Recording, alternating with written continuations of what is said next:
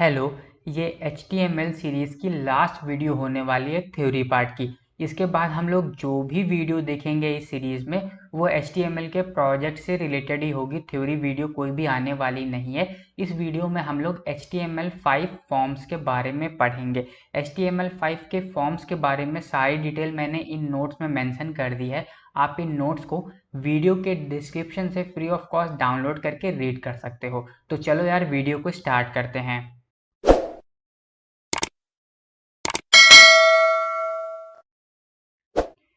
HTML5 forms.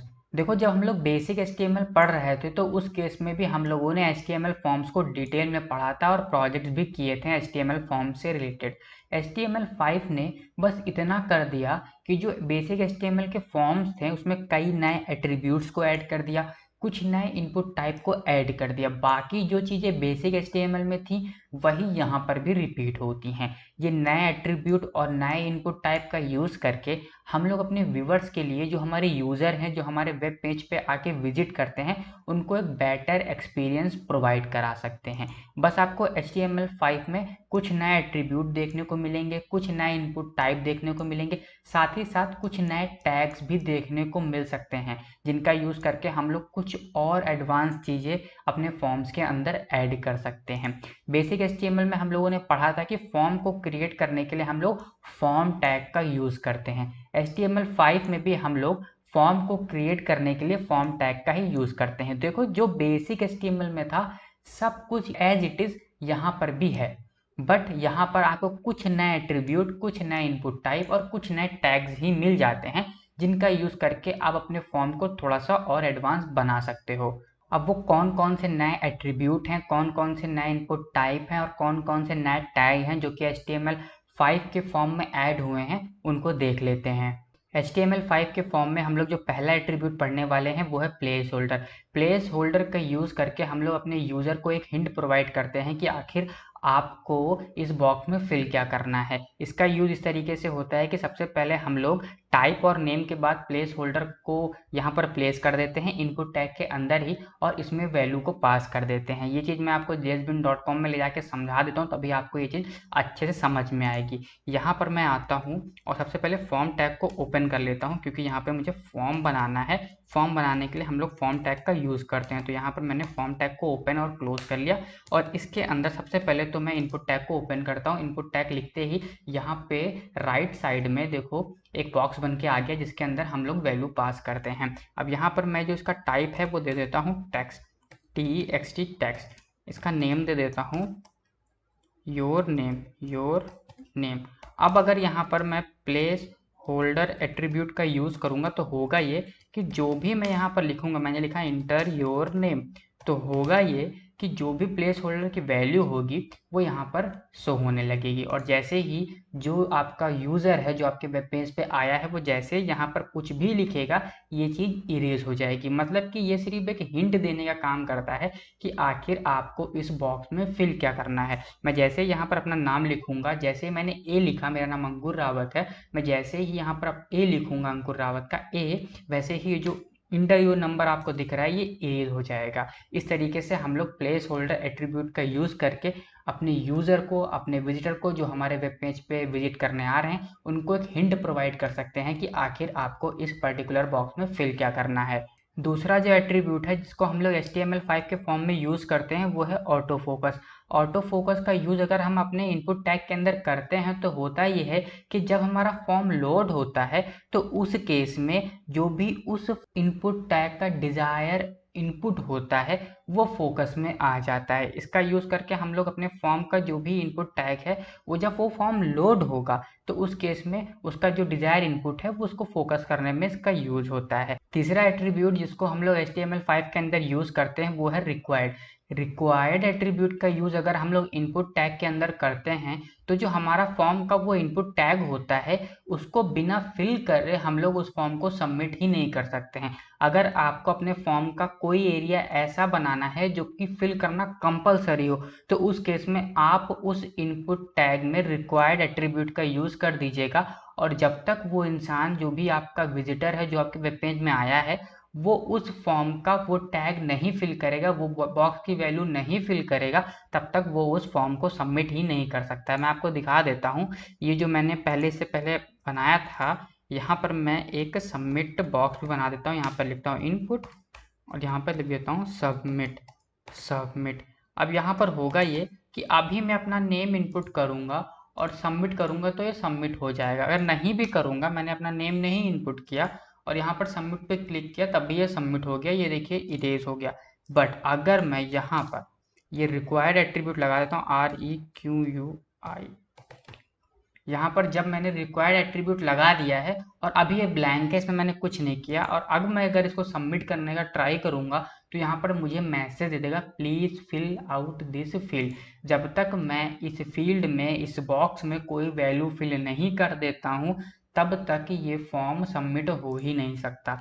तो अगर आप किसी बॉक्स को कंपलसरी बनाना चाहते हो अपने फॉर्म में कि बिना इस फील्ड को फिल किए आपका फॉर्म सबमिट ही ना हो, तो आपको सिंपली ये काम करना होगा कि जो आपका इनपुट टैग है उसके अंदर रिक्वायर्ड एट्रीब्यूट को ऐड कर देना है, और जो आपका विजिटर है, जो आपका यूजर है, जब तक उस बॉक्स की वैल्यू को फिल नहीं करेगा तब तक आपका फॉर्म सबमिट ही नहीं होगा। चौथा एट्रीब्यूट जो कि हम लोग HTML5 के अंदर यूज़ करते हैं वो है ऑटो कंप्लीट। ऑटो कंप्लीट अगर आपने ऑन करके रखा है फॉर्म के अंदर, तो होगा ये कि जो आपका यूज़र है उसने इससे पहले, मतलब अभी जो फॉर्म भर रहा है उससे पहले उसने जो वैल्यू उस फॉर्म में भरी होगी वो वैल्यू उस फॉर्म में ऑटोमेटिक भर जाती हैं। ऑटो कंप्लीट हम लोग फॉर्म टैग के अंदर इस तरीके से यूज़ करते हैं, और इसकी जो वैल्यू है ये हम लोग दो दे सकते हैं, या तो ऑन या तो ऑफ। अगर हम लोग यहाँ पे ऑटो कंप्लीट की वैल्यू ऑन देते हैं तो उस केस में होगा ये कि हम लोग अगर इस फॉर्म को फिल कर रहे हैं और सबमिट कर दें, और दोबारा से जब हम लोग इस फॉर्म को फिल करेंगे तो जो हम लोगों ने इससे पहले वैल्यू फिल की है वो ऑटोमेटिक इस फॉर्म में फिल हो जाएगी। तो इस तरीके से हम लोग ऑटो कंप्लीट एट्रीब्यूट का यूज़ करते हैं HTML5 के फॉर्म में। सिमिलरली HTML5 के अंदर आपको और भी कई सारे एट्रीब्यूट देखने को मिल जाते हैं, जैसे कि मिन, max, list, height, with etcetera etcetera. ये जो सारे एट्रीब्यूट हैं ये मैंने इन नोट्स में मेंशन कर दिए हैं। आप इन नोट्स को वीडियो के डिस्क्रिप्शन से फ्री ऑफ कॉस्ट डाउनलोड करके रीड करके देख सकते हो। HTML5 के फॉर्म में आपको एक स्पेशल टैग देखने को मिलता है, डेटा लिस्ट टैग। इस टैग का यूज़ करके हम लोग अपने यूज़र को एक ऐसा सर्च बॉक्स या फिर एक ऐसा इनपुट बॉक्स बना के दे सकते हैं जिसमें आपके यूज़र को पहले से ही प्रीडिफाइन ऑप्शन देखने को मिल जाएंगे। मतलब कि अगर आप यूट्यूब पे आके कोई भी चीज़ सर्च करते हो, जैसे कि मैंने यहाँ पर आके HTML सर्च किया, तो HTML सर्च करते ही यूट्यूब ने मुझे कई सारे ऑप्शन की लिस्ट प्रोवाइड करा दी। अगर आप ऐसा वेब पेज बनाना चाहते हो जहाँ पर आपका जो यूज़र है वो बॉक्स पे अगर सर्च करे या बॉक्स पे क्लिक करे तो उसको पहले से ही प्रीडिफाइन ऑप्शन की लिस्ट मिल जाए, इस तरीके के बॉक्स को बनाने के लिए, इस तरीके के अगर आप इनपुट टैग बनाना चाहते हो तो उसके लिए हम लोग डेटा लिस्ट टैग का यूज़ करते हैं। कैसे करते हैं? हम लोग करते ये हैं, सबसे पहले तो इनपुट टैग का यूज़ करके एक बॉक्स को क्रिएट कर लेते हैं, उसका टाइप, उसका नेम देख के। उसके बाद यहाँ पर एक नई चीज़ ऐड करते हैं, वो होती है लिस्ट। लिस्ट की जो भी वैल्यू होती है, जैसे कि मैंने यहाँ पर एनिमल दिया है, इस वैल्यू को आपको याद रखना होता है क्योंकि ये वैल्यू एज अ आईडी काम करती है डेटा लिस्ट में। यहाँ पर आपको करना ये होता है, डेटा लिस्ट टैग को ओपन करना होता है और जो भी लिस्ट की वैल्यू होती है वो इसकी आईडी में पास कर देनी होगी। अब ये जो ऑप्शन वैल्यू की जो भी आप लोग वैल्यू देंगे वो as a predefined option की लिस्ट में आपके जो यूज़र है वो जैसे उस बॉक्स पे क्लिक करेगा उसको ये सारे ऑप्शन वहाँ पे देखने को मिलेंगे। ये चीज़ मैं आपको jsbin.com में जाकर कराकर दिखा देता हूँ कि आखिर किस तरीके से हम लोग डेटा लिस्ट टैग का यूज़ करते हैं और ऐसा सर्च बॉक्स क्रिएट कर सकते हैं। तो सबसे पहले मैं करता हूँ यहाँ पर इनपुट टैग को ओपन, और जो इसका टाइप है इसको मैं दे देता हूँ टेक्स्ट, TEXT टेक्स्ट। इसका मैं नेम दे देता हूँ नेम मैं नेम ही दे देता हूँ, या फिर मैं इसका दे देता हूँ योर, YOUR योर नेम। और यहाँ पर मैं क्या करता हूँ, यहाँ पर एक और एट्रीब्यूट यूज होता है जो कि होता है लिस्ट। लिस्ट की वैल्यू मैं दे देता हूँ एनिमल। अब इसको मैं कर देता हूँ क्लोज। यहाँ पर मैंने इनपुट टैग का यूज करके इस बॉक्स को क्रिएट कर लिया है। अब मैं करूँगा क्या, यहाँ पे डेटा लिस्ट टैग का यूज करूँगा। देखो डेटा लिस्ट टैग का यूज कैसे होता है, मैंने यहाँ पे लिखा डेटा लिस्ट, LIST लिस्ट, और इसकी जो आईडी होगी उसकी वैल्यू मैं दे दूंगा जो भी इस लिस्ट की वैल्यू होगी, मतलब लिस्ट के अंदर जो भी आपने पास किया होगा उसको आपको यहाँ पर लिख देना है। मैं यहीं से कॉपी करके यहाँ पर कर देता हूँ पेस्ट। अब मैं क्या करूँगा, डेटा लिस्ट के अंदर यहाँ पर ऑप्शन क्रिएट करूँगा। उसके लिए टैग का यूज़ होता है ऑप्शन वैल्यू। मैं यहाँ पे लिखूँगा ऑप्शन वैल्यू और यहाँ पर मैं वैल्यू पास कर दूँगा डॉग और इसको कर दूंगा क्लोज। सिमिलरली मैं इसको कॉपी करूंगा और इसी तरीके से इसको 3 बार यहाँ पर पेस्ट कर दूंगा। यहाँ पर डॉग था, इसको मैं कर देता हूँ कैट, इसको मैं कर देता हूँ फॉक्स। इसको मैं ठीक से लगा देता हूँ और यहाँ पे डेटा लिस्ट जो मैंने टैब को ओपन किया था इसको मैं कर देता हूँ क्लोज। डेटा लिस्ट, ये मेरा जो ये बॉक्स है, अगर मैं इस बॉक्स पे आकर क्लिक करूंगा तो होगा ये कि पहले से ही प्री डिफाइन ऑप्शन की लिस्ट मुझे यहाँ पर देखने को मिलेगी।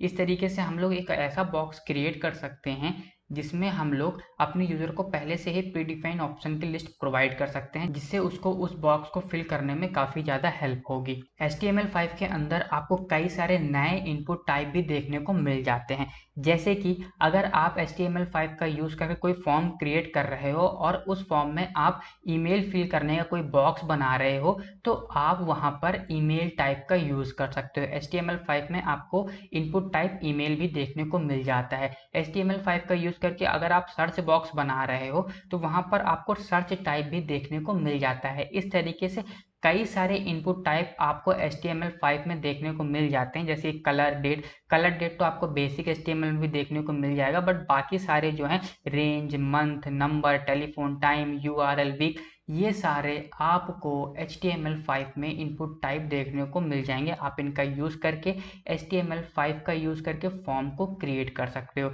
ये जो सारे इनपुट टाइप है ये आपको इन नोट्स में लिखे हुए मिल जाएंगे। आप इन नोट्स को वीडियो के डिस्क्रिप्शन से फ्री ऑफ कॉस्ट डाउनलोड करके रीड कर सकते हो। तो ये वीडियो यहीं तक था जहाँ पर हम लोगों ने HTML फॉर्म के जो भी नए टैग्स हैं, जो भी नए इनपुट टाइप हैं और जो भी नए एट्रीब्यूट्स हैं वो सारी चीज़ों को देखा और jsbean.com में जाकर समझा। तो यार मिलते हैं नेक्स्ट वीडियो में।